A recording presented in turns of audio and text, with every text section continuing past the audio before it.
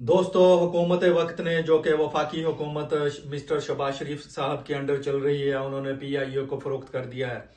और इसमें तकरीबन 3 बोली दहिंदा शामिल थे। आरिफ हबीब वो पहले से भी इंडस्ट्रियलिस्ट हैं, उन्होंने एक कंसोर्शियम बना के FFC के साथ PIA को खरीदने का फैसला किया। और दूसरी लकी सीमेंट ने कंसोर्शियम बनाया और उन्होंने PIA को खरीदने का फैसला किया। और तीसरा जो खरीदार था यानी बोली दहिंदा, वो हम सब जानते हैं ब्लू वर्ल्ड होम वाले थे, ठीक है, जिनका नाम चौधरी नजीर साहब है। वो भी इस बोली में खरीदार शामिल थे। और अगर हम PIA की बोली का अंदाजा लगाएं तो आरिफ हबीब ने 135 अरब की बोली लगाई है और हुकूमत की जानिब से 100 अरब जो है बोली का पहले से ही टारगेट जो है रिजर्व प्राइस मेंशन की गई थी। और लकी सीमेंट ने 134 अरब की बोली लगाई, लिहाजा PIA के जो 75% शेयर्स हैं वो फरोख्त कर दिए गए हैं और 135 अरब की कामयाब बोली दहिंदा वो आरिफ हबीब कंसोर्शियम को तस्लीम किया गया है।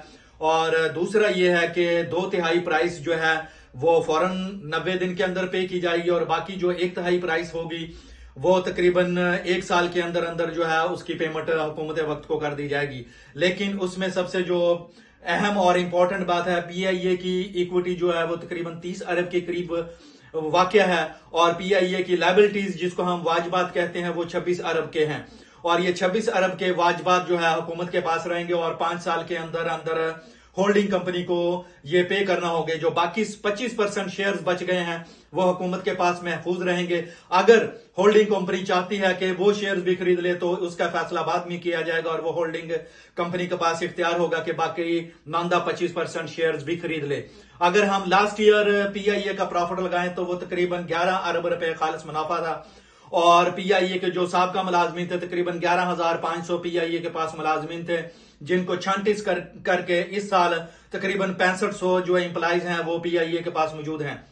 और दूसरी इंपॉर्टेंट और अहम बात यह है कि PIA इन सब को जो है मुलाजमीन को अकोमोडेट करेगा और 1 साल तक इनको सैलरी भी पेड करेगा और जितनी भी इनको अमरात हासिल हैं पेंशन समेत वो सब इनको पेड की जाएगी मुलाजमीन को।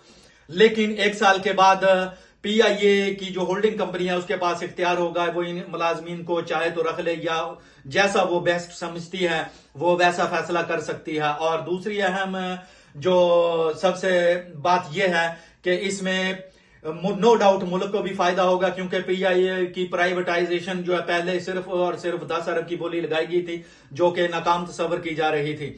और उसकी बेसिकली वजह यही थी कि हुकूमत वक्त की जानब से यह प्रेशर था कि आप 5 साल तक PIA के मुलाजमीन को नहीं निकालेंगे और इनको अपने साथ रखेंगे।